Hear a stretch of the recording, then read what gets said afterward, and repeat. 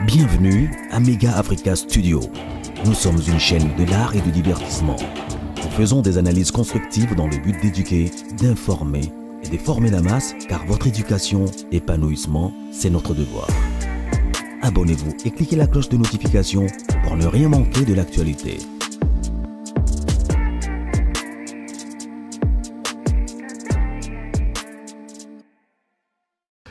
Hello tout le monde, j'espère que vous allez bien.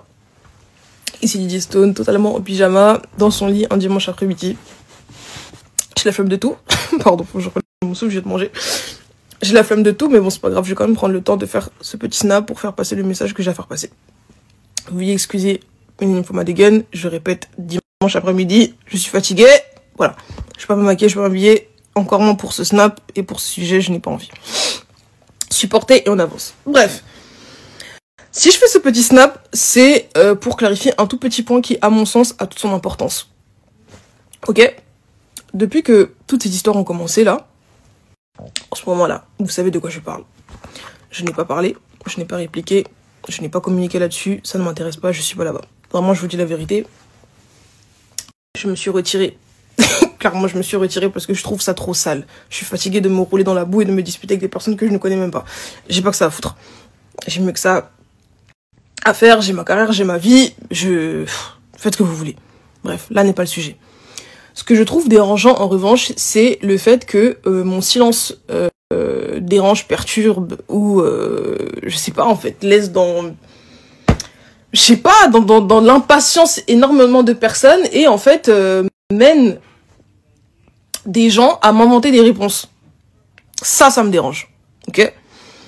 S'il vous plaît, que vous enfin peu importe votre camp, parce qu'il y a clairement des camps dans cette histoire, peu importe le camp dans lequel vous êtes, là je m'adresse à tout le monde parce que je sais que tout le monde verra cette vidéo. I know it, je sais, je connais mon karaté, je sais. Non bref, c'est pas le sujet, je sais.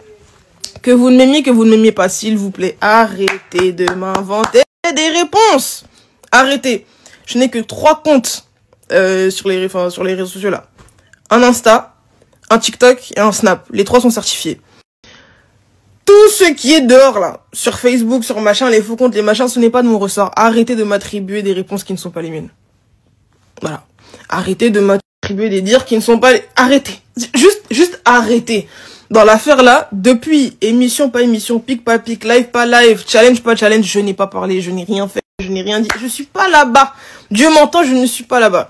Tout à l'heure, ma tante m'a appelé pour me demander si, ouais... J'avais utilisé le son de JB Mpiana, etc. pour répondre et tout ça. J'ai dit, mais chef, je ne sais même pas de quoi tu parles, en fait. On m'a envoyé le TikTok, le son dont il est question. Dieu m'entend sur la Sainte Bible. Peut-être que d'autres ne me croiront pas comme d'habitude. Je m'en fous. C'est la vérité, Dieu m'entend.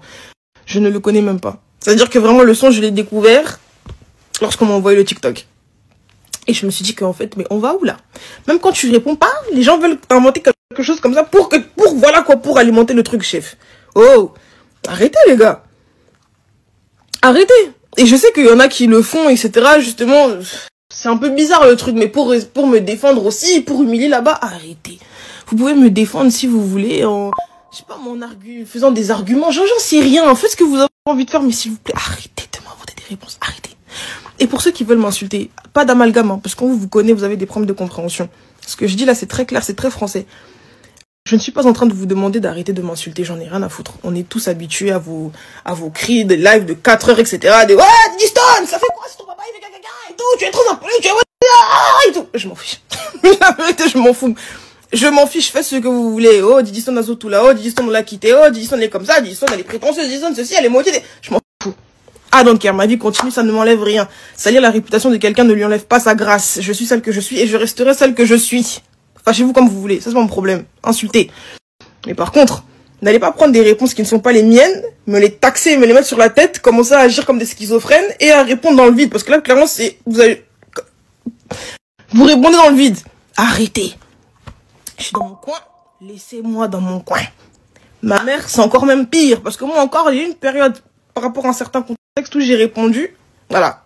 Ça date là, ça va faire 3 ans là, bientôt. Mais ma mère, c'est encore pire. La dame n'a jamais eu les réseaux sociaux. La dame n'a jamais demandé à être connue. La dame ne parle... Bon, bref, voilà, le message est passé. Je pense que je peux pas être plus clair, plus explicite que ça. c'est qu'ils ont un minimum de bonne foi et franchement, ça demande même pas d'avoir une grande intelligence, mais bon, voilà. Ceux qui ont un peu des cervelles vont très facilement comprendre et le message passera. Et pour les obas du net, les gens de mauvaise foi, Bandokilosor, voilà, Bandokilosor là, s'ils comprennent pas, ils comprennent pas, hein, c'est la vie, on va pas les changer. S'ils veulent remixer, ils font ce qu'ils veulent, je sais pas, ils prendront le truc, et puis, ah, se prend pour qui? Elle a la poignée, putain, et tout, son père et tout. Vous faites ce que vous voulez, vous paraissez fous, franchement, je vous vois comme des fous. Bref, vous faites ce que vous voulez. Voilà, juste, Didi n'a pas parlé. Didi n'a rien fait. Didi n'est pas là-bas. Didi vit sa vie. C'est tout ce que je suis en train de vous dire. Voilà. Ne m'inventez juste pas des réponses. Et puis voilà, hein. Bon Hunger Games à ceux qui jouent. Bonne guerre à ceux qui font la guerre. En tout cas, pas la guerre. Je fais pas la guerre. Ceux qui ont été payés, mangez aussi votre argent. Je vous comprends. La France, c'est dur. L'Europe, c'est dur. L'Afrique, c'est dur partout. C'est dur. La vie, c'est dur. Mangez votre argent. Là, à ceux à qui ça profite, profitez. Ceux à qui ça divertit, divertissez-vous. Faites votre vie. Faites ce que vous avez envie de faire. Et puis voilà. Et puis voilà, ceux qui ont creusé le trou, eux-mêmes ils savent comment ils vont sortir du trou, comment ils vont reboucher aussi le trou. Eux-mêmes ils savent. En tout cas, moi, ah. Allez, ciao. Et voilà, vous venez de suivre l'intervention de Didi Stone. Elle a dit que Eloko Nini est Silakate. Elle a mis fin aux sorties médiatiques par rapport à cette situation entre son père et sa mère. Elle ne viendra pas parler de ça. Si elle viendra parler de quelque chose, c'est pour sa carrière, c'est tout. Alors, vous qui faites, qui utilisez des faux comptes pour répondre comme si c'était elle qui répondait, continuez toujours à le faire, mais ce n'est pas elle, parce qu'elle a que Snapchat, Instagram et le TikTok bien certifié, et le reste des réseaux sociaux, elle n'en a pas. Alors, continuez toujours à le faire, mais elle ne viendra pas intervenir encore sur tous ces sujets de son père et de sa mère. Alors, il y a eu des lives qui se sont faits par rapport à sa sortie médiatique. Je vais vous mettre ce live et vous verrez qu'il y a eu beaucoup d'intervenants. Il y a eu aussi ceux qui étaient pour Didi Stone et ceux qui étaient contre Didi Stone. Ceux qui parlaient bien de Kofi, ceux qui aussi étaient contre Kofi Olomide. Mais avant que je vous mette ce live, selon mes analyses, c'est bien bon. J'applaudis vraiment la sortie de Didi Stone. Elle a bien réfléchi d'arrêter ces histoires. Mais si au moins elle avait fait ça avant, ou elle avait gardé son calme avant, ça allait être encore plus mieux. Parce qu'aujourd'hui, il faut voir du côté JB Mpiana, il s'est passé ce qui s'est passé, tout le monde le sait, mais on n'a jamais vu Soraya, Daïda ou d'autres enfants de JB venir sur les réseaux sociaux ou condamner Maman Amida ou condamner JB Mpiana par rapport à leur séparation. Ils ont gardé leur calme. Même JB, il a gardé son calme. Même Maman Amida, parce qu'il y a eu des gens qui insultaient même Maman Amida. Numba, boy, tout ça. Mais en aucun jour, nous avons vu les enfants de JB venir sur les réseaux sociaux, parler de ça ou répliquer. Ou dire que non, oh, papa a fait ça. Non, ils ont gardé leur calme. C'est ce que Didi Stone devrait faire depuis longtemps. Mais très content parce qu'elle s'est ressaisie. Elle a vu que c'était pas nécessaire. C'était pas important de venir sur les réseaux sociaux parce qu'il y a certaines choses familiales, privées, vous pouvez le régler sans toutefois faire du bruit, de parler avec son père, qui est de venir sur les réseaux sociaux et faire des répliques par rapport à tout ça. Nous savons tous que ça fait mal deux fois. Parce que, biso, tous en a quatre à des santé, tu éviter ou passer à Zoyoka. Parce que, déjà, voir la séparation entre maman et papa, ce sont les enfants qui endurent. Nous savons tous. Alors, pour ne pas prendre beaucoup de paroles, je vais vous laisser suivre tout à l'heure là. Moi aussi, je vais suivre ensemble avec vous l'intervention de tous ces gens qui ont parlé sur ces lives. Tout en sachant que vous êtes sur Mega Africa Studio. Si vous n'êtes pas encore abonné, abonnez-vous, cliquez la cloche de notification, aimez la vidéo et surtout n'oubliez pas de partager. Besoin de publicité, besoin de collaboration, besoin à tous ces là promotion. N'hésitez pas de nous contacter. Le numéro est affiché au bas de l'écran. Appelez-nous. On va vous faire un bon travail. Alors, suivons ensemble.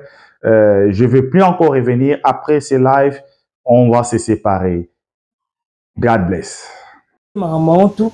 Allez, Lisko, bata TikTok et Bimbango. Qu'est-ce qui se passe? Bah, le gars, il est là. Son corps, il est là comme ça. Tout ça parce que dans les réseaux sociaux, on a trop causé makamba batou. Toujours là, les langues. On se scroller, à 3h du matin, au souba, au checker téléphone, 3h du matin, au coup, on finga Kofi, on finga Didi, on finga Lia. Et autant, vous avez raison parce que vous avez faute na bango moro parce que bango moro peut passer qui fuite dans les réseaux sociaux par rapport à problème na bango.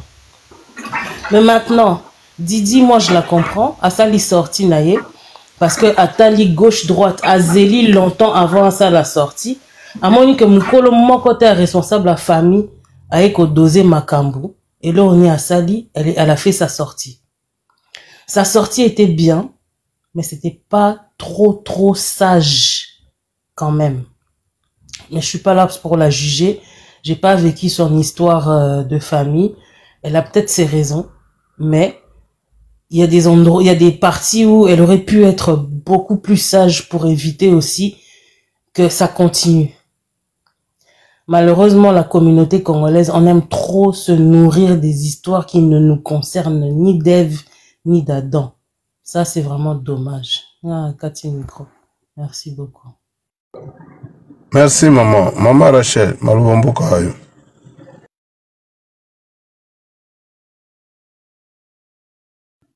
Maman Rachel Ozate, maman Patricia Zomaluba. Maman Patricia. Oui, papa, c'est là, na Longola, nini.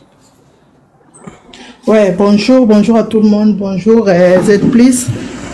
Bonjour, maman. Oui, nganda ikarana loba.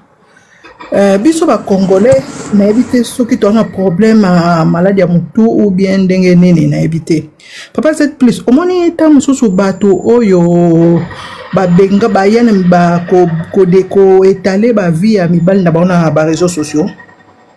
Au moins ndenge alien ba kabwane na Kofi.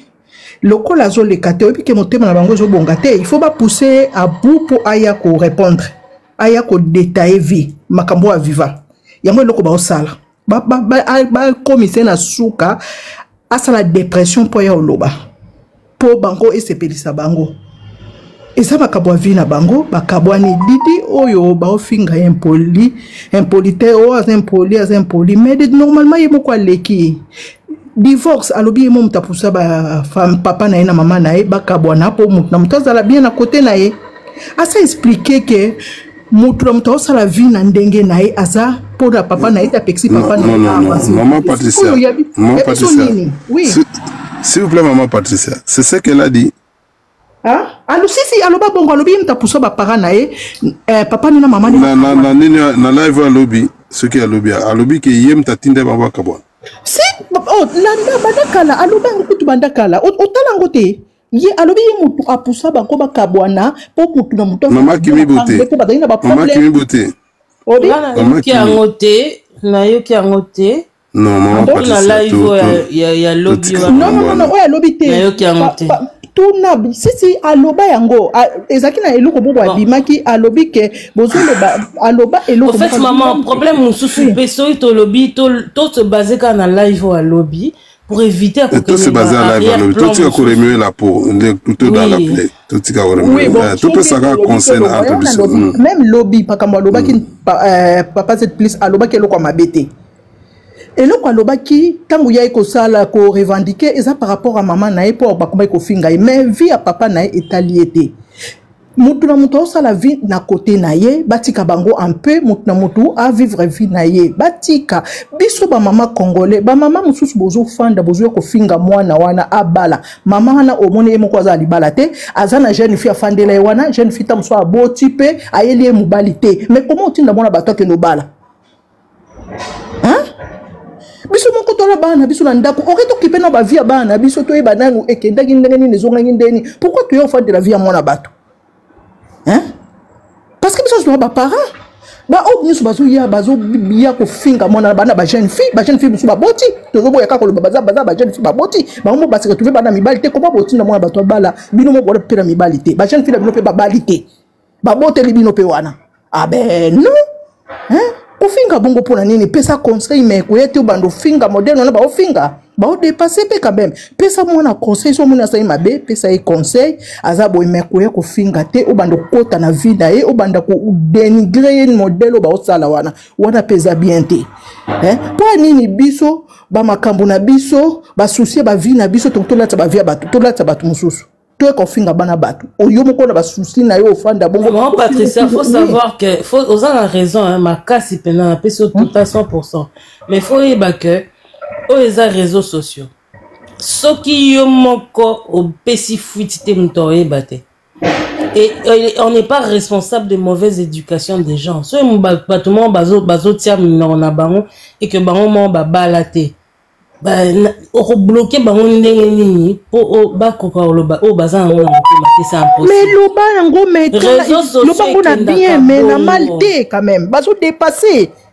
Bato ba lo ba bien baza bato msu ba lo ba mal baza les réseaux sociaux qui na bongo côté là c'est un peu compliqué de tu peux donner ton avis pas solo ba mal mais c'est compliqué moko eza malheureuse hein vine moko eza malheureuse solo ba mal mais tala vie na moko tala ye moko entourage ne tala bana na mais c'est pas bon quand même hein to na bana biso moni tango to loba to linga to loba mabe to ba mona na obala te tango susu to na bana biso moko to ebi vi na bango ya ti ya lobité pourquoi obando la ke la bana mona mutu susu mabe hein yango ba loba ka tango zo loba joie langue no tourner ngo 7 fois oyi ba malobo zo bimisa la monoko na to ko bimisa ka bongo te quand même to na bana biso moko wana te mama na ngai congolais ebi wana te mais normalement de toute façon batongo pe ba ya lo bango mutu ba lo ba prétendant baza ba mayele baza ba intellectuel bango batu ba sala ba classe mais makamba lo ba na ebite classe ngo na ki intellectuel ngo ba lo ba franchement eza à côté hein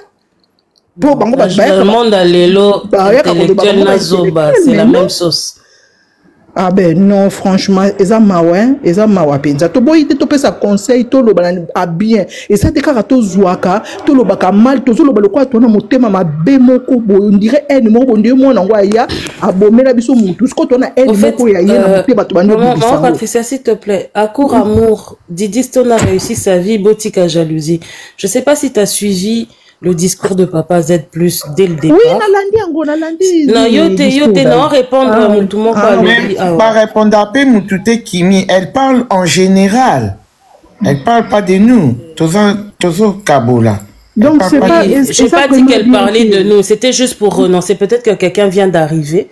Faut juste remettre dans et ça vraiment bien te toza ba maman et puis pe bato ba sala ngo mingi za ba maman hein oyebi to ape na bana na biso to ebi non venir ba na biso ti lobi na ngote to yeba ka madobo tozo bimisala munoko na biso to linga ko modire te yo so bon ozo modire bana bato tala oya yo so ba modire sko ya yo c'est pas bien to yeba ko tozo loba hein mutu muso loba neza mawa penza la biso ba congolais. Didi Stone a réussi sa vie mais le seul conseil que moi je donne à Didi, je la comprends parfaitement parce que la séparation des parents dans un foyer, ça détruit toujours les enfants. Peu importe qu'elle en a 20 ans, 23 ans, 30 ans et qui part rater, ça fait toujours mal.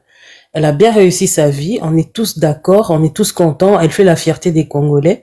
Mais il y a parfois des sorties qu'elle fait qui n'honorent pas elle-même d'abord pour commencer et qui n'honorent pas son père. Donc du coup, le conseil qu'on lui donne, c'est de doser un tout petit peu pour que sa carrière qu'elle a réussi là, qu'elle aille au moins jusqu'à 60 ans. Faut pas que ça s'arrête maintenant, parce que son père, il aurait râlé dans son cœur et que ça l'aurait bloqué quelque part. C'est juste dans ce sens-là.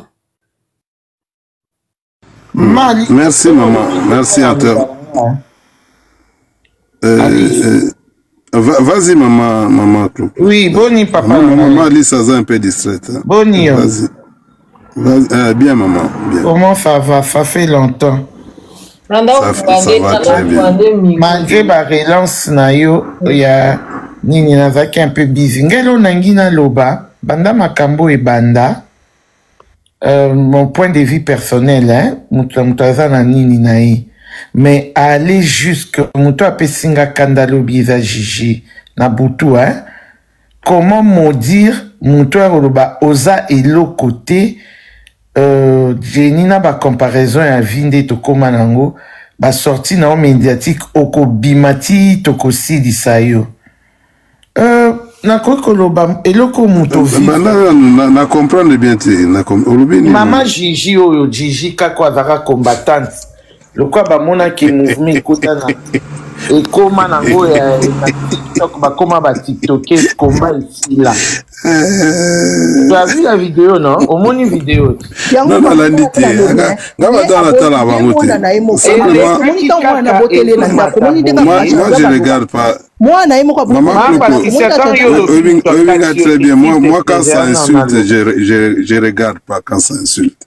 Ouais, et Mataki Bongo et Zabakati. Papa Zedo, Loba. Vas-y. Non, Loba, non, maman, Loba. Elle a insulté. Didi yo, osé l'autre côté. Olatara Kagoul, Obimarananda, wa maman na yo. Mais elle est là, quoi. Jijo na tikalana mayo de bena kaleson na Facebook, awa. Moutaloba na été. Moi, na Jijo a bota na 15 ans. Ye Jijazo finga Didi Stone. A bomba ke moi na bota. Alexa bat ke moi na aniza ye. Aye koloba pre ke. Si bat baye ko découvrir ke. Et Zalrako Konaye. Donc, ce cas Saba live naye, elle parle de sa fille très bien. Mais fait une fille mère à 15 ans, Moutoya te kitango. Ah bah, avant fille, non, moi, na mouninga, hein. Tolo, moi, en général, tolo, bela batamite, maman, bebato, ba, lo, ba, didi, Gigi donne des conseils.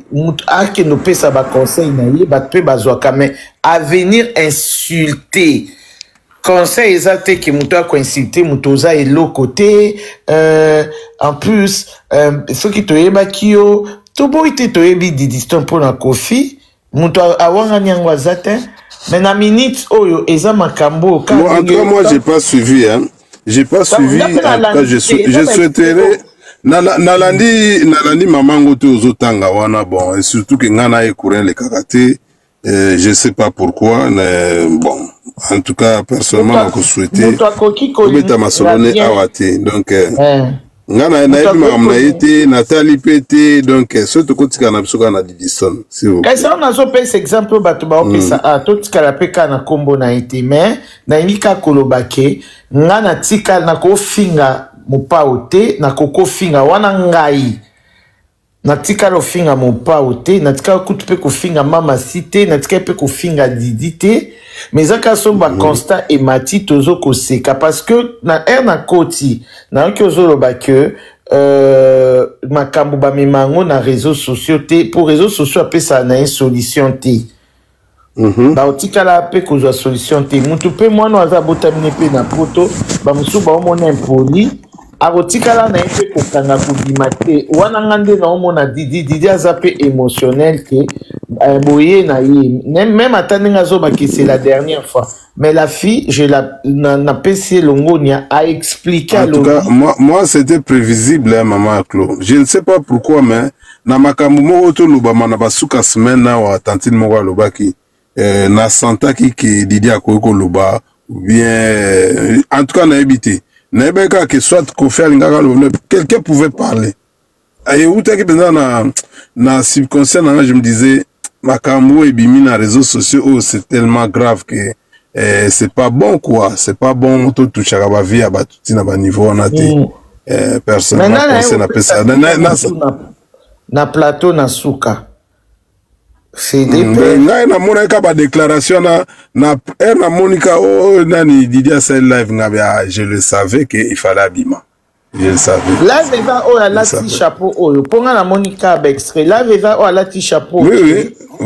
Na moni ba extrait. Mais il y a rien de mal pour azo c'est kamenga ce que loko ezo kamusanga na varana na Instagram ça fait des années. La fille depuis un certain temps on peut battre le bakeba solo laka. Papa Z, okondi makeba copine nga ba camerounaise. Naba na biso ba âge na ye.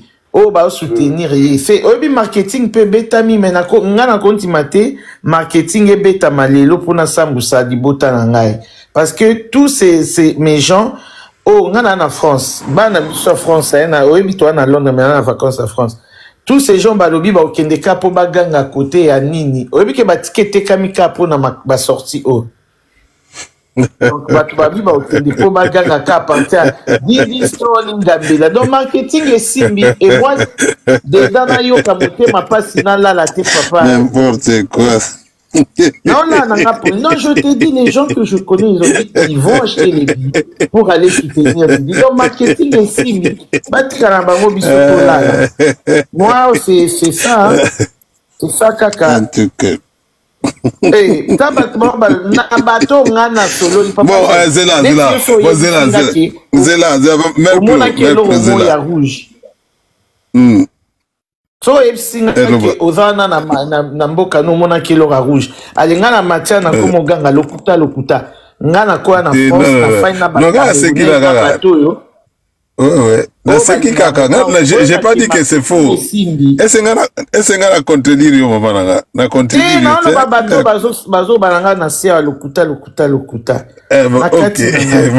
Bon, yo ka mama Merclo avant de passer malobe pas maman Alice. Nana question moko facile na tout. Mais Olandi nzembo ya Futadrome yo kan. Te na yo ki biloko nyonso oyo ebimite na boyaki. Futadrome ali na yebi kozana na parler ozana na mois vacances cha Futadrome ogoyoka ke vie abwaki Mourinho. Mais wana bolobi te. Ngana yoki abwaki Mourinho. Bolobi te. En fait, nani omoni biso nyonso pe tozo vaquer à part makamwana tozo vaquer na makamna biso.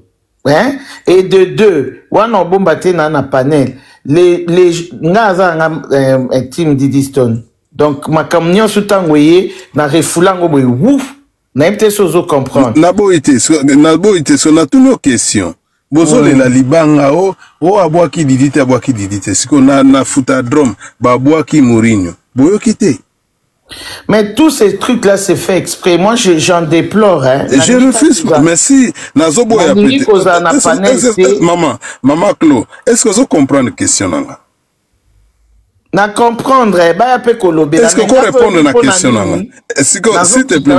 Est-ce que vous répondre na question nanga? Afino na snayo que dit ça. Et alors, mais vous n'en parlez pas madame. Vous n'en parlez pas. Vous préférez kaka oya boakiti. Yokanga.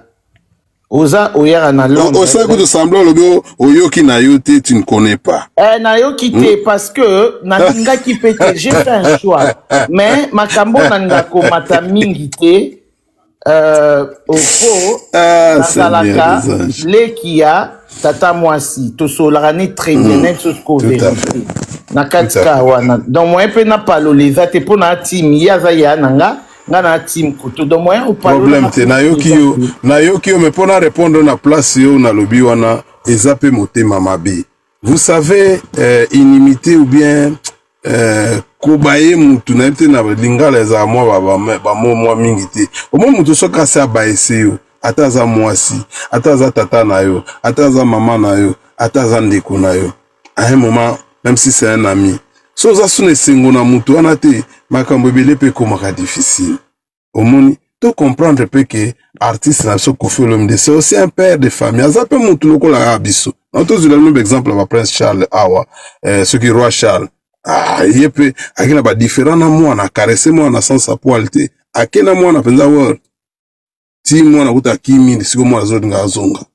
Azam Congo te, azam Swahili te, azam Luba te, azam soki Mungala te. amundeli mais ake na mwana ne likolo likolo alakisi ke nga na tata oko se conformer na makambo nga na lingi na makambo royaume. C'est normal aussi que Koffi Olomide, bien que na ki Koffi na ye, peut-être parce que quand to lingi était ou bien to sepela na été, que ceux qui a boy ko bois comme moi na parce qu'il est mécontent. Sepela ni tia okufa na sepela ni kana Koffi Fiole. Permettez-moi laisser sa phrase un moment.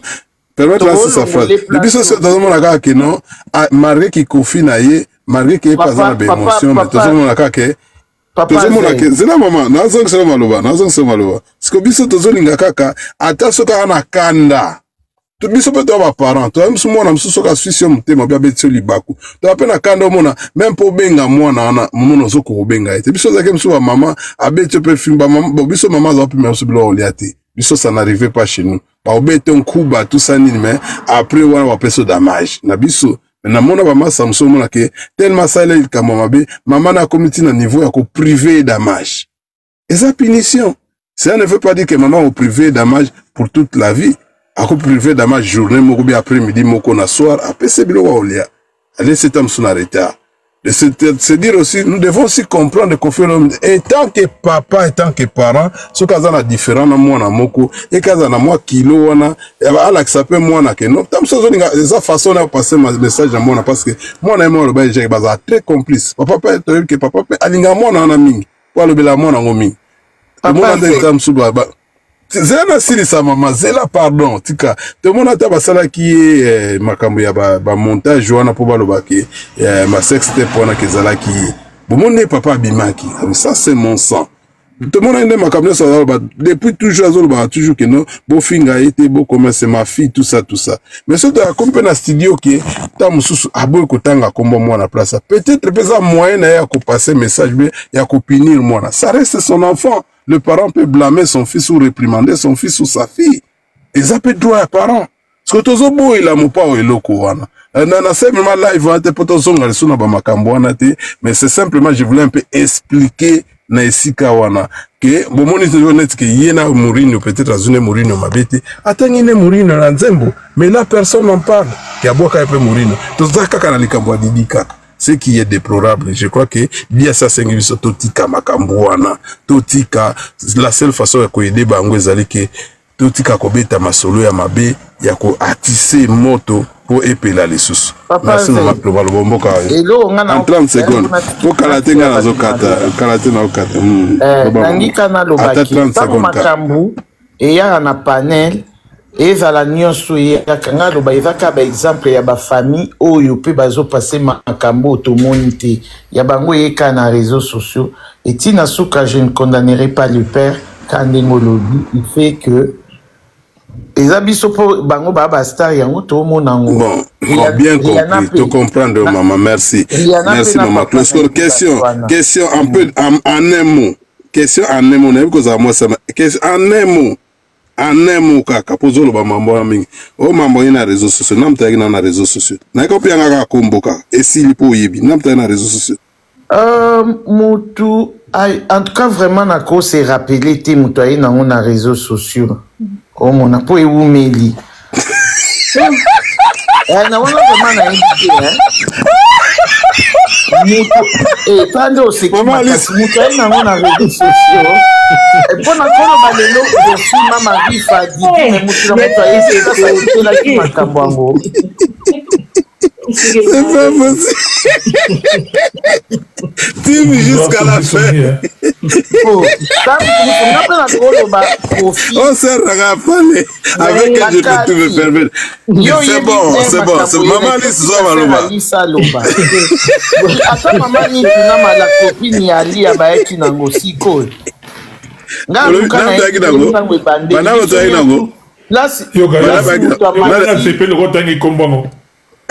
place nazotanga nazotanga place namtaki ngala loba Koffi ngala lobi Koffi bon bye c'est vrai ça oui c'est vrai ça ah d'accord bon d'accord tondi bazo komango awa ozolinga te na comprendre que ça mambo team et boy no koloba problème ezate mama to ndimi yo ndingo bonjour maman Koffi mtaki nango to ndimi na biso mama Alice Malobo Bonjour. Bonjour, Bandéo, je suis bon à panel. Bonjour, Bandéo. Yo, kutu, gari, mabona haka kolo. Vous avez souka serra, gana, lela vino. Lela vino for verklo. Maman Alice Zowalo, kola na biso, wana serra nga pale. Bonjour, Nabino, bare bonjour, Nabino, Lissus.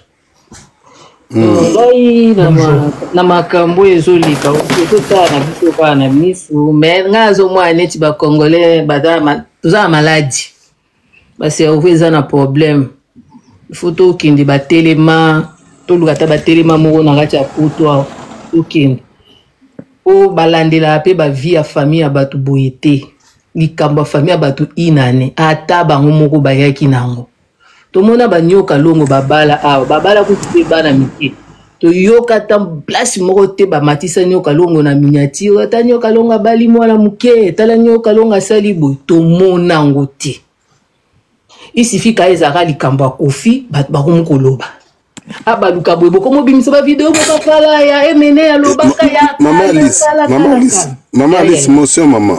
Maman, est-ce que la ninga ninga na la ndio na okoma na nga place habito juger te. Est-ce que tolimi suto zonga kunate? Tolimi suto zonga parce biso tolinge sila. Tolinge monse yo lobi boye. Basiko batsko team mususu bakoya bakoloba susu boye ko sila te. Soto na posa vraiment sila. Susi na biso sila. Ok, problème kolanda makambo basi na biso ya mibali na biso na ya bana na biso basunola biso pa batata na ba mama tout ça nto yolanda na ba problème na biso. Kasi yangwana te kuka il fallait que tolanda na makambo na biso moko ke kokota makambo famille ya batu. Mwana ye wana famille alobi aboyi. Alobi yango bien ke bo kipe makambo na ngate na boyi na ngabo kipe papa na ngana mama na ngaba si bakabwana kala. Ba consommer divorce na bango. Si vous avez les camions, vous matissez à moi, on va consommer qui séparation, va consommer qui séparation et puis va divorcer. Va divorcer, oui, merci, merci de corriger, merci. Hein? Et ça, on dit que les camions va vendre de l'ango. Est-ce que bon, papa, au moins toza na poto ouais, nga na ebi famille moko mwana penza moni mama na papa bazo soana trop, tellement ko soane leki. Ayebi si bango boka bwana po biso to zwa kimia. Papa na mama pe bakabwani bana basi bakola ki na bango papa na tika ki ba bébé te bana bakoli bana bakenda ke papa bazala pe na mama elo ni na ba commentaire botika ko finga na awa tozo sa live ko finga na te pardon so ko finga na bokende na ba place bo finga na bien awa to finga na te s'il vous plaît pardon to bongsa maloba allez-y maman Lise pour yo ba matara ba live ba to ba benjiro esimba ati. Maman Lise, excuse-moi maman, excuse-moi beaucoup. Vraiment, exemple au PC, couple, on a moi na sengi bango bazo ba kabona, bango pe bazo ba kaboni. Donc ça veut dire ils ont jamais été immatures, mais matures. Papa René, nga nazo boye noko wana na auto boye ngwa naza na preuve na auto Didier Lobango te na landa ba interview na Lobabo. Yoka. Na yoka ya Lobango. Boyoka ngapi papa nazo boya yango depuis toujours na eza solo te eza solo peut-être il aurait dit une chose dans ce genre mais ba to comprendre à travers aloba bongo ngai na lobi papa exemple maman Lise merci na kitina non ko mata ba live ba tuté na lobi te ke Didi a lobi na lobi oyo nga na yebi oyo nga na yebi pa muto na pesa ka ba conseil yo yebi nayebi mambo Didi te namona Didi te namona Kofi te namona Lia te namona mutu moko te nasepelaka na bandi kwa Kofi na yo yebi maman dis-nous ce que toi tu sais par rapport à séparation des places aux recadrer moi mukete maman puisque to saka live te oya olobi makamna yo ata soki eza erroné to tikoloba non papa Z please boza rappel que ce mutamati on enlève na no tiki na lobby na ko ya émotion kasi yo zo loba kama kam ke Didi atindi Alia na Kofi bakabwana ne place tozo boya ko ba keno ko loba bongo mama na lobby Didi atindi Alia bakabwana na Kofi nga na sola na Didi na papa René Gim c'est vrai ou faux papa René Gim non Z please a petit exemple moko ayebi couple moko merci beaucoup ciao non maman Zala il y aura pas discussion va comment les sous banjo ça là et doit suite merci beaucoup ciao maman Lise Zala maman Lise Zala maman c'est maman Lise apprécie Maman Lisa alobi boye. Après cet exemple alobi ayebi couple moko na entourage na ye. Bakabona parce que pour na discussion mingi bana basengi ke no baza bakabona pe pas bakabona. Alobi te so mama Kofi siko parallélisme nango ezani. Non mais fallait otika ke nani na élan ya nini ya. D'accord, le message est conclu. Oyebi neto za na réseaux sociaux, c'est ce qu'elle voulait dire. Au réprimander, nga pas réprimander, à coquer en gros référitaire à Kitty. Donc c'est bon. Moutakiti a zatélé descendu d'elle-même. Parce que au moins ibiso amsuto boya kapeta mutana live. Au même temps maman Claude nga tanga ser na biso mususo na biko tanga awa te pas ça va créer des problèmes. Na boy nanga. Zo yepeta ngazo ba maman po musa to lo bango pe mamuke Didi na nani na Didi ndatinde ba ba kaba. To boya ki ngo déjà yo po meiko lobele ne loko ngo na mona pe mabeti ce qui ne tiba ba boya naki parce que lobela mamba couple à Kofi Olomide ce qui a ce exemple wana on va qu'est-ce qu'on va conclure nini que c'est Didi mtatinde ba parents na ye voilà donc ndeko les moralisateurs malobambo kwa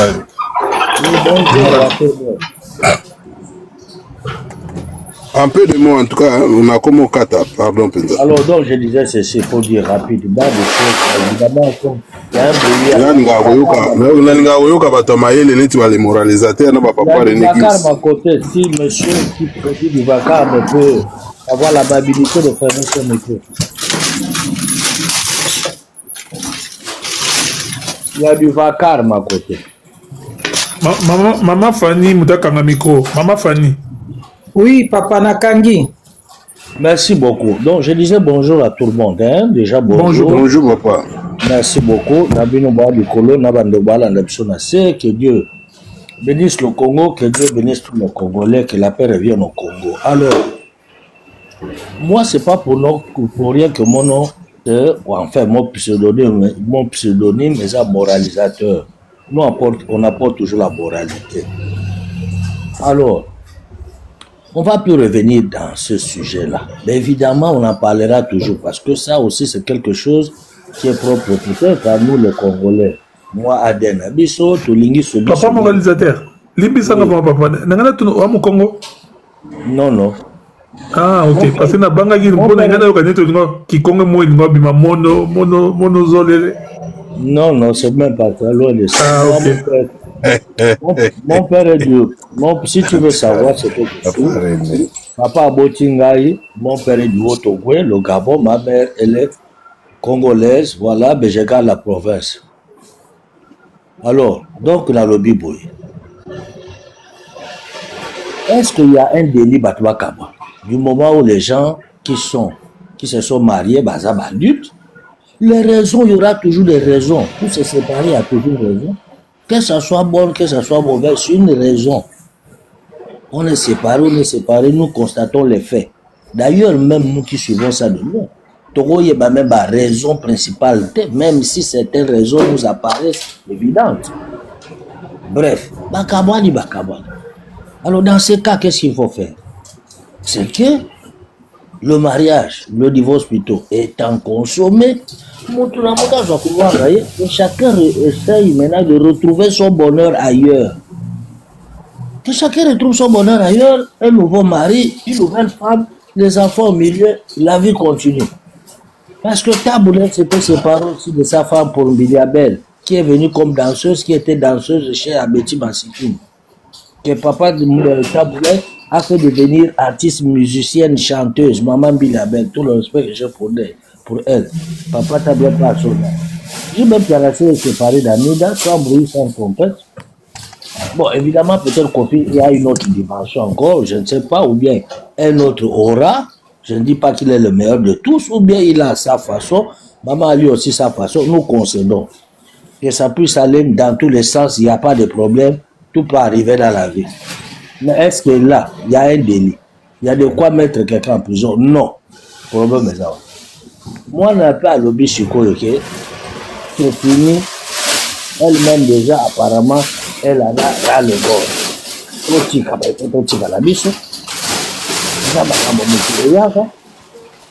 Où est le problème? Il n'y a aucun problème. C'est nous qui voulons bien faire un problème. Il ne fallait pas ça la boyer. fallait pas loba boyer. À lobby. Au hasard impoli, au hasard boyer. Mais Alsubada peut être impoli tout le monde. Si mon lobby est casa impoli. Loba bomaye. Maman Patricia micro. Ah, excusez-moi. Moi na soki bakoko baloba moi na soki atuminda botumba ete. Ah, ngabla lobi a honte. Ba tumba sur tout bakene kuluzu. Comme soi-disant impoli. Papa y est mogo. Et puis de cette affaire-là, il y a boaka, je vais chuter par là. Ba boaka était le problème. C'est un péché. C'est un délit. Confirmerait la prison ou la pendaison. Bino ba juge à balabal. Dites-moi, c'est écrit où que un artiste musicien a l'obligation impérativement à boaka moi nanaye. C'est écrit où? Oh. Dites-moi, c'est écrit dans quelle loi? Quelle est cette loi-là qui oblige, c'est-à-dire, c'est qui au moins fois ça, c'est ce qui est obligatoire. Moi, c'est ce que j'ai appris. Hein. Tout ce qui est superfétatoire au coquille qu'on la tête, c'est alternatif. Dites-moi, et dans la Bible, et dans la loi, où il est stipulé que ceux qui ont bois qui m'ont lancé monter péché, ok, les faits. Ceux qui ont bois qui est au longo lié, c'est un délit, un crime, tu pars en prison. C'est écrit où? Mais donc, il y a des moments, vraiment, on fait des débats juste pour animer la galerie. On voit, c'est-à-dire qu'il n'y a pas de fondement même en la matière, pour parler un peu comme des juristes. Donc, cette matière même, je dirais même, elle est irrécevable. Il n'y a aucun sens de recevabilité. Moi, personnellement, je ne peux pas en débattre. Parce que je vois ni délit, ni péché. Donc, je débat de quoi alors? Le péché et la loi. Ah oui. Et les deux, apparemment, vont de pair. Ne tue pas, prison. Kobomate, l'ifelo. Le problème est où? Mais parlons-en même Koboaka, c'est pas là que je vais chuter, monsieur le modérateur. Je vais chuter d'ailleurs avec un bel exemple, avec une certaine formule de style, une certaine élégance linguistique, en disant tout simplement ceci. Mais de tous les enfants de Kofi, s'il y a quelqu'un qui doit se plaindre à Koboaka, c'est Aristote. Aristote, la papa, dans Malili, à Poto, à Kolelaka Yolibanda. On cite encore Aristote. On le chante encore. Il s'est plaint chez qui? Donc, arrêtez un peu, à un moment donné, n'est-ce pas, ce que je vais qualifier comme des raisonnements, n'est-ce pas, enfin, comme des niaiseries, excusez-moi, comme des bassesses d'esprit. Je vous dis, le premier de tous les Kofi, Oyoba Yemba Babouaka, c'est Aristote. Peut-être certains n'étaient pas encore nés. J'ai une cinquantaine d'années. Tala papa na Mali la poto a kolelaka. Yo. La chanson là, peut-être les anciens pourront nous rappeler le titre. C'est dans Diva. Merci. Dans Diva. Les autres étaient où? De toutes les filles, c'est Minou qui a été chanté. Miss Univers. On l'a immortalisé par son père. Un moment donné, on l'a oublié. Et pourquoi on n'en a pas fait une polémique? Alors pourquoi sur le taux de polémique? Parce que la polémique a commencé quand la belle-mère. Je n'ai pas dit quand est-ce que ça a commencé. Pourquoi on a fait? Monsieur, écoutez la question. Talaboya, on répond de la débat à Bouzoba là, on l'oublie pas. J'ai demandé. Oh, papa, démoralisateur, s'il te plaît. Non, ça c'est ma soeur, hein. Je retire ma parole, mais c'est ça la spécialité de la communauté. Vous venez poser des questions non-sens. Je n'ai pas dit quand est-ce que ça a commencé, bon sang. J'ai dit pourquoi alors. Mais dis donc. Quand on pose des questions, posez des questions qui puissent être dans le sens de la thématique, dans le sens de la rhétorique, de l'argumentaire de celui qui est en train de la poser. Il ne faut pas venir poser de faux fouillards comme question, vous amenez de faux fouillards. Ça a commencé. Je vous ai demandé la date, l'heure. Bon, toi qui connais... C'est bon. Non, lui qui connaît l'historique, qui me donne la date, l'heure, la seconde précise. Ça a commencé. Ça a commencé chez vous. Concluez, frère. Concluez comme ça. Passez-moi aussi. C'est là-bas ça a commencé chez vous à la maison. Bon, pour conclure, c'est ce que je veux dire.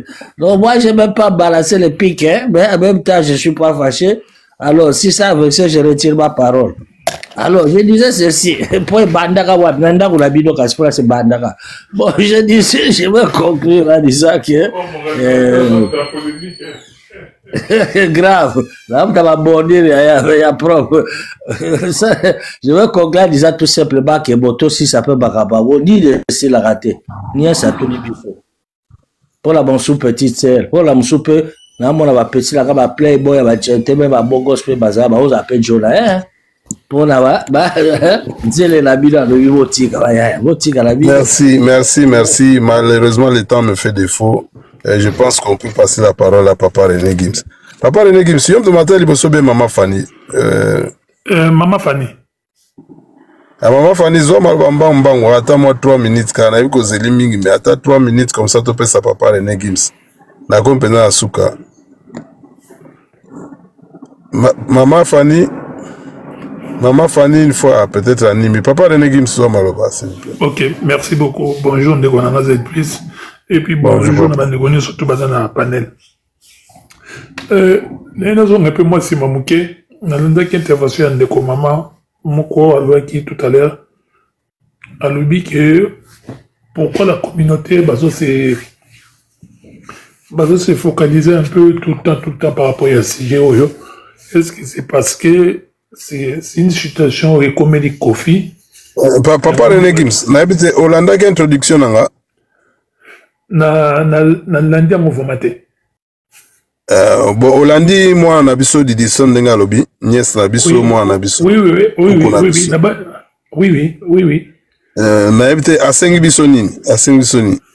Mais nazo komana na inka na banana esika mama lobaki après na na tunika pardon na tunika question na te soka sengi bisoni pardon na tunika question dans le mot que moi j'ai retenu elle demande et tout ce qui est en train de se passer par rapport il y a ba team un tel et ont honoré mon côté et donc sengi un peu ba trois ans un peu dans zela de façon que batik un peu situation oyo ce qui il y a des choses à régler bah qu'on règle en ma famille kotika un peu bien kotika carrément totalement kotika peut-être même sous voilà c'est vraiment c'est pour la synthèse au salle de live à lelo na salle yango par rapport à la conclusion n'enga sengi c'est le fait de ningi suma kambwana t'es pas saisi n'a peut-être remarqué que moi naza peut-être elle est à la porte de la dépression c'est que moi j'ai compris à lâcher prise parce que ma maison les réseaux sociaux n'y a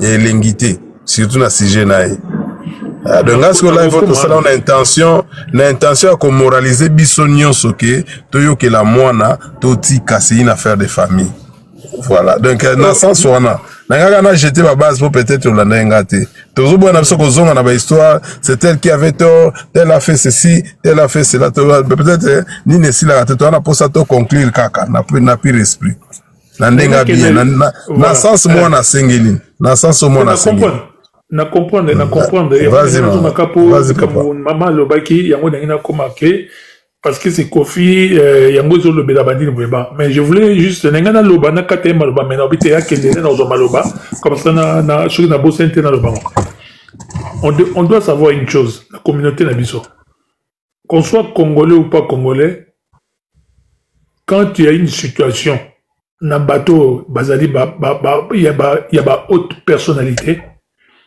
peu importe la situation comme na kati na bango même ata bango ba lobité que ba sengi bato ba lobela ngote bato ba ko lobela yango pe ba konya ko loba yango même ata so bango ba lobi que c'est les faits bato ba ko loba yango toujours na on peut ça des exemples moko concrets na France awa je me rappelle quand Nicolas Sarkozy elle a divorcé avec sa femme.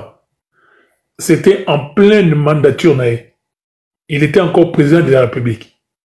Mais je pense que ce n'est pas Sarkozy, ce n'est pas sa femme qui avait demandé aux journalistes et aux paparazzi, comment, qui n'a pas qui frétait, n'a pas journaliste, plateau. Mais ce n'est pas Sarkozy à sa femme, qui va. Donc d'un côté, ba tiktoker na ba tiktokers ba ça ba chroniqueur na ba chroniqueurs ba ça ba ni boyeba ma bende to condamné na bato ba ça na ngona ndenge moko boya mabe et comme na ben insulte mais ce que ça moi analyse moko boye moi je pense que on est dans le droit tout ça la banalise parce que moi je vais dire une chose nous devons comprendre une chose parmi biso na bato le mususu to yebanité et ça na bato mususu ba yebani mais au ba terre ba situation ba bato vivre la même chose de situation qui s'est passée dans la famille Olomide na ba couple na bibi bien na ba couple bato mususu oyo ba yebani bato vivre peu la même chose mais le roi bango bazali un peu bato moko il y a discrétion ba préférer que la situation na bango etikala en interne yango bimité mais un jour peut-être robima mais na biso bato to yebanité et zape na bato connaître la même situation donc si on soit ko échanger na kata ba panel ezali pour na repérer ça s'appelle leçon ça doit comme on dit toujours les malheurs des autres nous rendent sages le problème toujours le bête sur ya famille Olomide mais esengeli peut interpeller biso to ba neni to fanda na ba na fanda na ba parents na bango ba parents ba yeba neni ko fanda mabala na bango et puis ba parents papa ayeba neni ko zana ba na au cas où lobi divorce ce qui est salami et puis maman pareil pour ne pas que to koma lobi peut ba situation na bango comme le roi ba Olomide ou la famille famille et donc au moni to consanateur lobi to yeba ke ba obongisa na famille mais to yeba ke et ça toujours na ba blessure moko otikala à travers ba propos il y a un tel ou a blessé mninga même à taille comportement et ça ba blessure donc tout le cas to éviter ba blessure wana à travers ma solo il y a famille Olomide pour de façon que lobby to reconnaître dans la même situation dans quatre ba couple na sauté na ba quatre ba famille na sauté ça c'est un pour nous décrire vraiment intervention il y a Didi na lundi mais moi j'ai pris les choses essentielles moi j'ai compris une chose on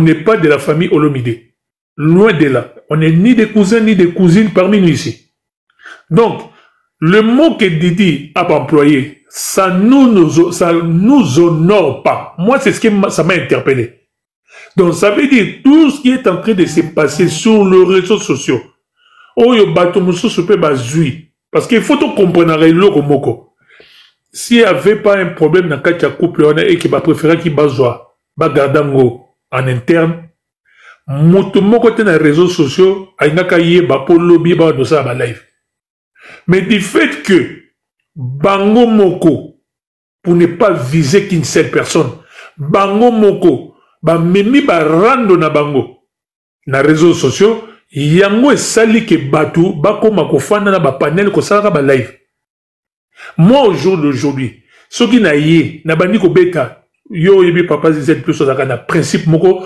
olobaka o répéta ngo la situation personnelle je viendrai pas dans les réseaux sociaux pour na robeta ngo mukolo na ko beta yango olobi ke to luka bande ko na kindi pote bisa bango ke ne faut pas interno parce que comme na problème moto na peut-être sur na mikosi ko tona on répéta ngo plusieurs fois donc parce que aux a ba principe on a ba valeur la loba on a bandé en kuchata siko voilà papa René Kimsalo voilà parce que aux a ba principe moko na ba valeur moko o lingi o respecter mais mukolo ko beta yango o pesa batu parce que o yebani na batebele mais mukolo beta yango pesi opportunité ba batu ba sa nini o ba sa ba live ba chona minyati ba ndi ko beta malheureusement dans la situation ya famille Olomide bango moko nde ba yiko bimisango na toile ya ba réseaux sociaux yango zo beta mais c'est qu'il y a interpellé biso pe ça peut maïle n'a répété encore le mot moi ça m'a interpellé ça veut dire quoi ça nous honore pas le mot ça nous honore pas ngaïté et problème na bango moi je ne suis pas dedans le mot ça nous honore pas on s'en fout complètement moi personnellement je m'en fous et les autres dans la panel ou ailleurs ils doivent s'en foutre complètement. Mais ils ont honoré bananité. Ils ont honoré toute personne qui est dans la famille à Olomide. En commençant par les géniteurs et Yomoko Papa, par la maman et par les enfants. Tous les enfants. Aujourd'hui, on est tenté de parler de Didi. Mais Didi, ça n'a pas été donc, Bangonio surtout, Bazali impacté dans la situation Oyo. Donc, on l'a motuté. Puisque Bazali Bana, il y a notre grand chanteur, Kofi Olomide. Diddy Stone, moi j'ai compris, il a lancé un message indirectement à son père. Puisque, situation, il faut prendre des choses tourner à travers, il y a deux événements. Les papa qui une émission, et pas il y a notre frère Mombele, n'a pas popo à Tenaki, na deuxième eloko izali remix ya chanson du fait que ba longoli Diddy Stone et ce créé sous ce polémique. Donc yango mwana aye amati na créneau aye à lobby nenga lobby. Ce qui papa n'est vraiment yoki message wana normalement il doit vraiment prendre des précautions nécessaires parce qu'il y a un patriarche. Ce qui a été dans les réseaux sociaux a parlé beaucoup plus, Hippodrome, il a parlé beaucoup plus, l'album a préparé dans le futur, il a parlé beaucoup plus de musique qui n'est un orchestre. Mais concernant la famille, a essayé un peu de protéger Banaï. Mais moi, je vous dirais une chose. Vous savez, dans toute séparation, l'amour entre deux personnes, l'homme et la femme, et ça a toujours une lengi, l'air et banda histoire. Mais l'air est comme un niveau de séparation, et comme un gaï, et comme un bololo, et formé sans si y a goumoko boye oyo, mutu moko te osana monopole, même ata bango mutu moko te ko saisir opportunité, on a pour avoir amela, gou on est comme il y a, donc, je n'ai pas de décrire, mon téléphone, m'a intéressé, et ça coûte, d'agua madame. Et puis, parmi les concernés, et ça a toujours des éléments. Papa René Gims. Papa René, nana relance moi muke po ok nango bien po chité. Bongo olobi ke makambo ka ko faire lobaki ce qui est console et encore me motiver Didi na libanga abima. Bongo biloba loba ya biso makamto zo loba ya grave na réseaux sociaux biso bata songi lokola papa Z plus. Makambo tozo loba na minoko na biso ya solo. Tant tozo bimisa makambo wana eske et ko motiver te na makambo to yo ka ba jour to leka. Et comment motiver pour moi Nabima? Parce qu'elle a été claire, hein? Elle a été claire, ce que l'on qui est, elle a été claire que bah live tout bozo sala na yokaka. Na yoko so yokaka kilo quoi. Mais na landa kiango, de causer plus aux amutamayele makasi na yona lingayo makasi ndekonanga. Je l'ai dit haut et fort na panel là. Vous savez si Diddy Stone était monté pour faire la même vidéo à Sali et qui a ciblé la famille, les gens allaient interpréter et dire voilà encore une occasion de plus, elle est venue manquer de respect à son père. Mais tellement elle est très intelligente, elle n'est pas en face de certaines personnes qui sont dupes. Moi personnellement je ne suis pas dupe, toi non plus et beaucoup de gens. L'intelligence n'a pas ce qui t'a analysé en gros. Il s'en fout complètement na bateau, surtout les réseaux sociaux, les familles au lobby. Il s'en fout complètement. Il y a Zakunate à sa carrière naïe à avancer. Mais si c'est un des membres de famille qui vient avec des preuves à l'appui, il y a ma vidéo, à Sali Akimoko, à lobby et Lokomoko, c'est ça qui est blessant et c'est ça qui les honore pas. On doit comprendre. Même à tel lelo, ceux qui ba yokani, mais ils ont un bateau yo, oyo le bazali maye le yonanga, toko fan de soto le belango sur la panelité. Mais bateau bazali bata polémique bazali du, ba ko fan naka ba ko connaît toujours. Toyebi, tout ça yo le moni panel lo, et c'est lengi bata maye le bazalia, mais bata bazo ba finga ko basala ba finga na bani, ba ko matatukuta na bo na ba panelité. Ya bata maye. Donc pour dire que et loko oyo Didi à lobby avec beaucoup d'intelligence, beaucoup de sagesse pour ne pas que après cette opportunité na batu pour prendre dango na degré moko boye et créer encore polémique. Mais ce qui est sûr, c'est une fille très intelligente, elle s'en fout, même son père, il s'en fout complètement dans tout ce que les gens vont dire concernant la famille Olomide, concernant Papa Oli. Par là, qu'est-ce pour chiter? Donc, je disais, dans le couple, ce qui est sali séparation, il y a toujours les maintenant être fort, dans mon faible. Mon corps parmi bango a digéré divorcé. Par rapport à la situation, nous devons comprendre une chose. J'avais suivi dans certains panels, mais viens, azolela, sonné d'alerte mokobo. Oui. Na bango nyo surtout na miniti oyo moto azo souffrir ko leka confier à Zati. Koneka Kofi Azate. Et puis moi, je suis allé même plus loin. Je suis allé plus loin et je vais mettre quiconque en défi. Je mettrai quiconque à défi. Kofi Olomide a vu Cindy comme étant, moi pour moi, ce n'est qu'une femme. Ce n'est qu'une femme, entre guillemets. Une femme, juste pour aider na désir mosusu, na besoin mosusu. Nous avons considéré, dans le bagage on a live, nous avons considéré que Cindy Azali garde malade. Dans le bon sens. Azali garde malade. Et je mets quiconque à défi. Kofi Azana Boling encore na lia. Yango azo koko digérer diversité. Et là où je vais mettre quiconque en défi. Si Ali a décidé. Papa René Gim, Sozo Ngatozonga Sukunate na ba débat na vraiment. Mais yango té. Sozo Lukomoya to bima na makambo yo Sozo Ngisabiso Sukuna. Non. Même moi à défi, quiconque là c'est moi. Je vais te répondre. Je mets quiconque en défi. Il n'y a pas plus de quiconque dit je le mets le moralisateur à défi. Non. Moi, je viens. Papa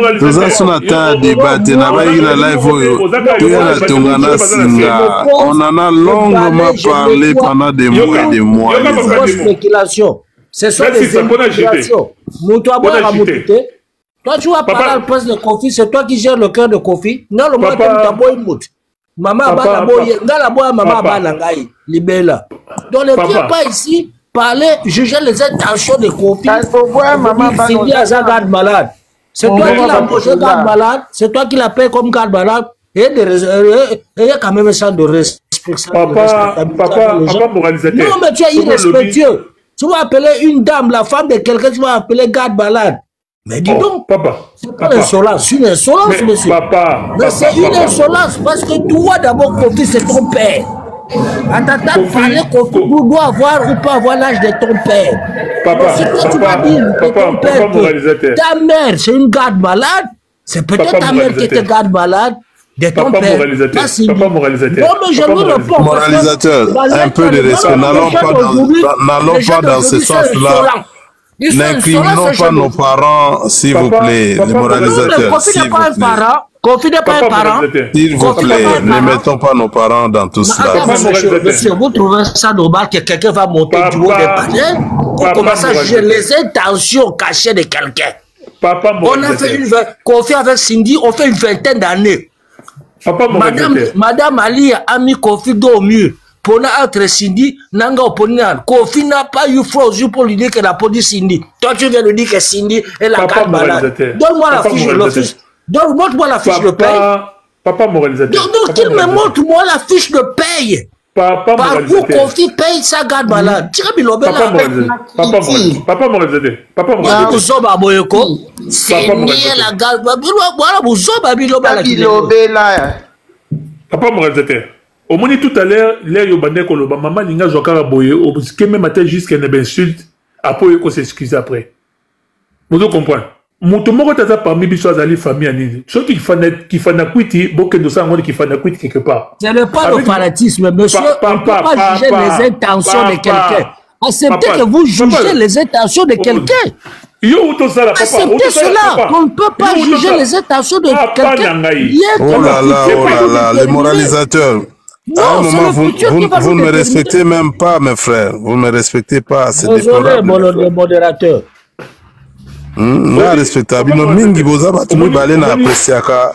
Mais comme vous perdez la pédale là, c'est pas normal quand même. S'il vous plaît. C'est lui qui perd la pédale parce que ça la balai va ressortir. Oui, très bien. Très bien. Et puis nous avons assumé, propos nanga. Il y a un boya qui te papa René Gims. Nalinga to pesa conseil. Nalinga ki to que na sens ya moi na sengi biso. Mais bino bolika bozonga na débat wana frère nangai. Ça nous avance pas. Na comme ko chiter. Mais je vais chiter par là. Na ye awa na zolo bangai. Natangi kombo ya mama ya songolo te kombo ya mama ya pakalate. Mais ce qui nazaki mutumoko nazaki na tempérament ya papa moralisateur nazaka pe mutamatata na répondre na kota na gêné. Mais lui vient à insulter, à insister maman nangaya après sa comparaison. Mais moi j'irai pas jusqu'à rentrer dans son jeu. Oso comprendre. J'irai pas jusqu'à ça. insulté, à insister maman dans sa comparaison. J'irai pas jusqu'à ça. Et puis à Fania, le baguette Kofi, il y a âge nanga. Kofi, il peut pas être mon père. Tu connais mon âge.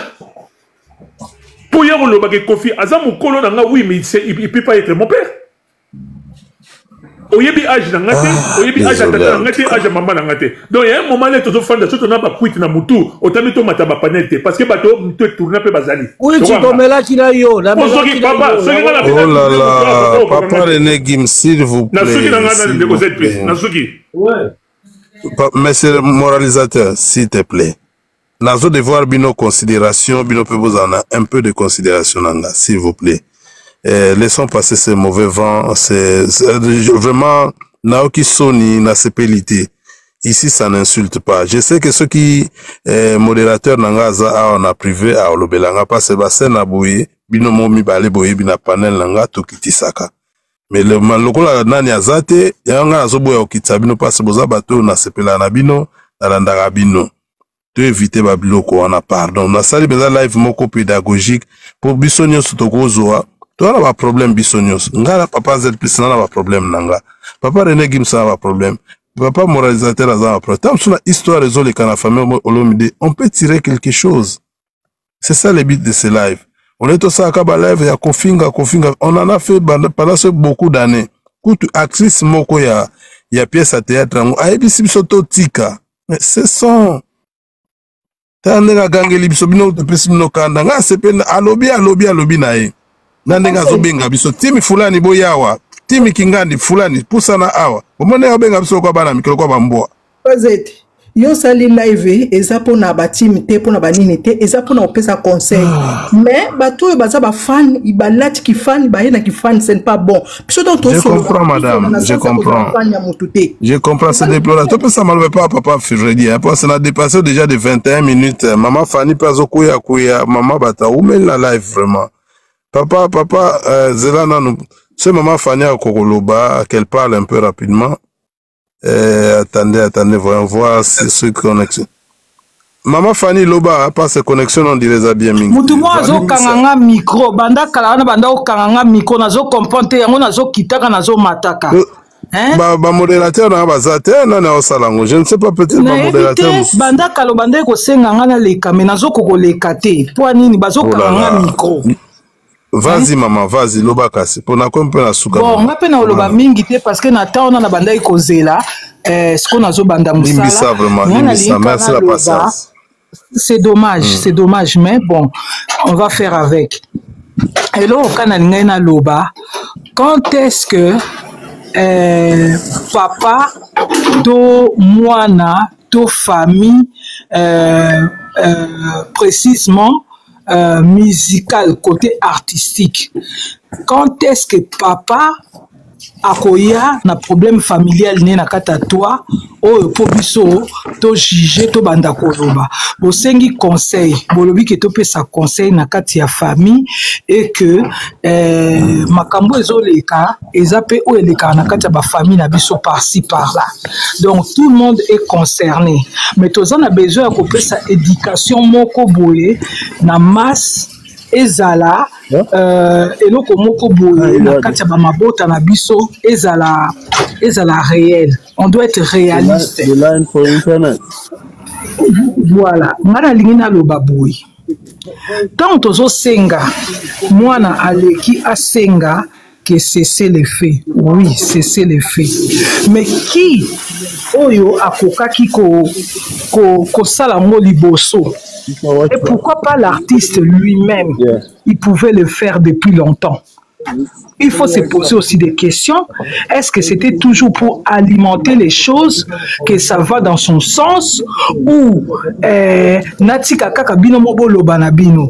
Quand tu es fan, tobo ite ba fan, ba yaka ba lobaka, ba commentaka, ba sala o nyo surtout e koroleka, yé moko artiste nakata mitema na bango artiste akotika bango ba juger. Mais moi je pense que bino boza ba papa biso soza ba mama toloba yango même na tango ya bokoko na biso banda kolakisa biso ke papa oyo aboti mwana oyo azosala famille il faut azala na protection ya famille na ye akoki kolivre famille na ye na maboko ya banguna te na bato ya quartier te na bandoki te parce que na mutu ayaka na kati ya panel ayaka na kati ya bacommentaire oyo ayaka na monde entier kaka munda mutu aza na mitema carrière ezali wana eza ya ye moko papa Koffi Olomide carrière mpe eza ya mwana na ye quel que soit likambo yango eza ndenge nini bandeko na nga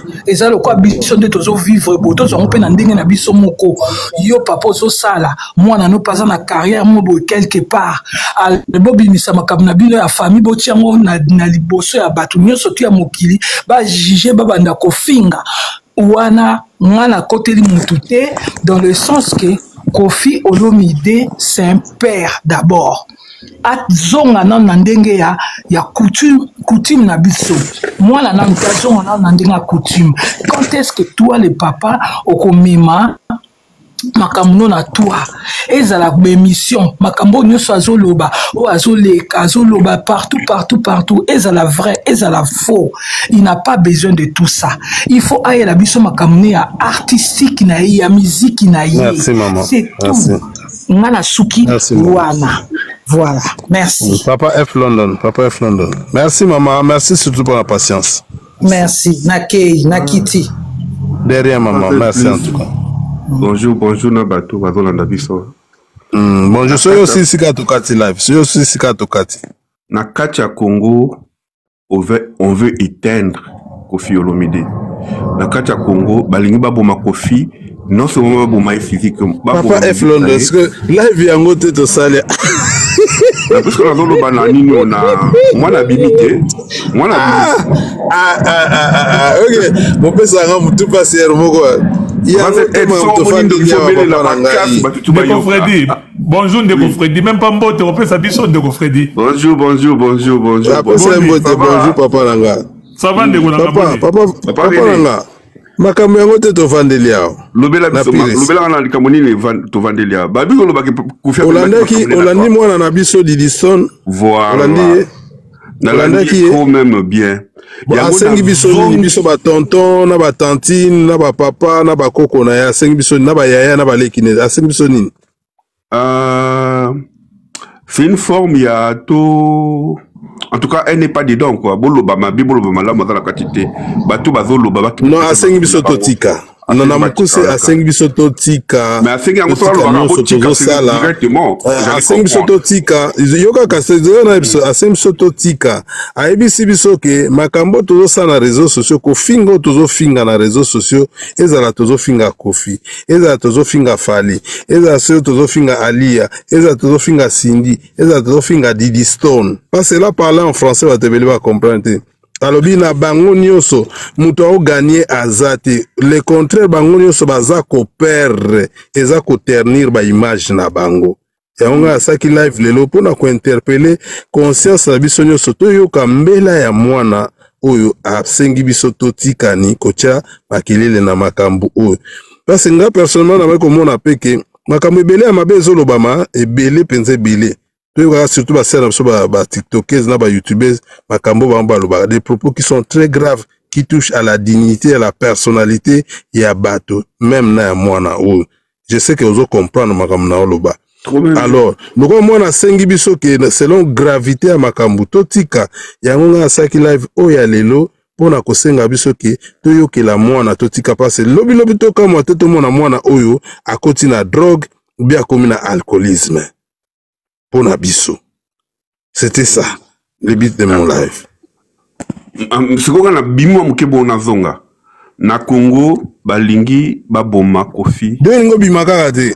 Na bimaka pite na zonga parce que za bongo.